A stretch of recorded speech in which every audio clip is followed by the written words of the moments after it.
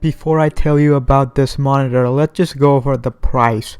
So this is how much it costs on Amazon, $164, but you can get this monitor from Best Buy for around $140, and that is where I got it from. I will have a link in the description to this page so you guys can check out how much it costs when you are watching the video.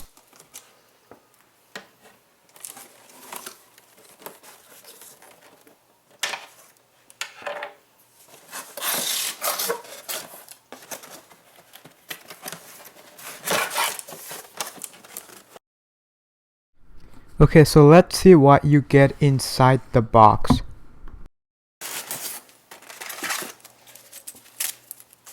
This is a DVI cable, and that's it. And they include a VGA cable. VGA and DVI cables are included, but not HDMI, which is a bummer.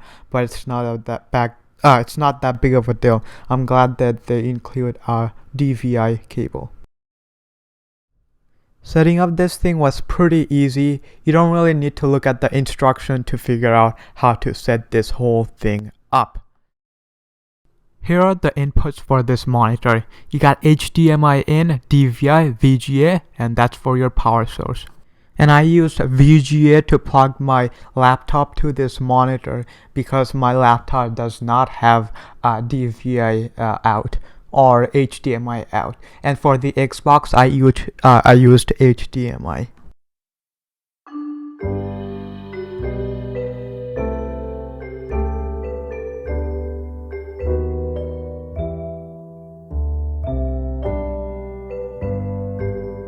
Now this is what the monitor looks like all set up, and let me just tell you, the colors on this looks magnificent.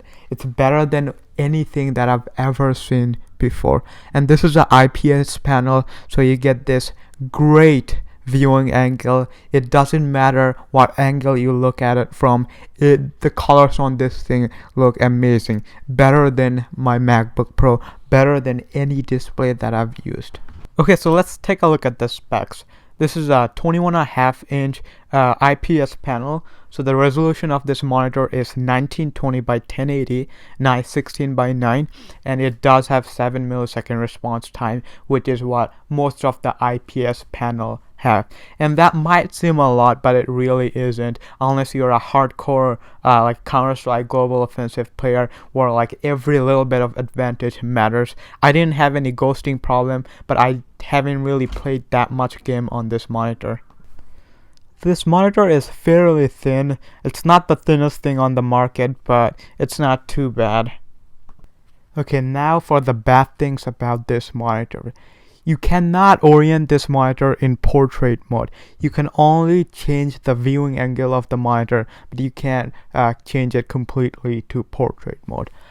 This monitor does not have mounting hole, which is pretty big deal, so you cannot mount this monitor to a monitor stand.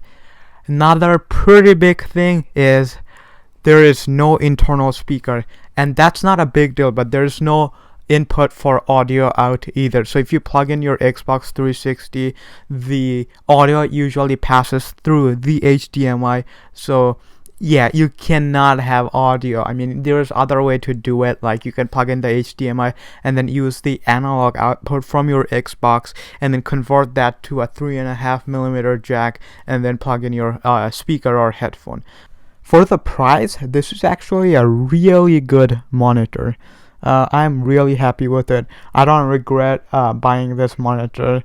If you're thinking of buying a monitor in the price range of like under $150, you should definitely consider this, and it should be in your top 5 list at least. Anyway guys, thank you for watching. If you like this type of content, be sure to subscribe. Peace out.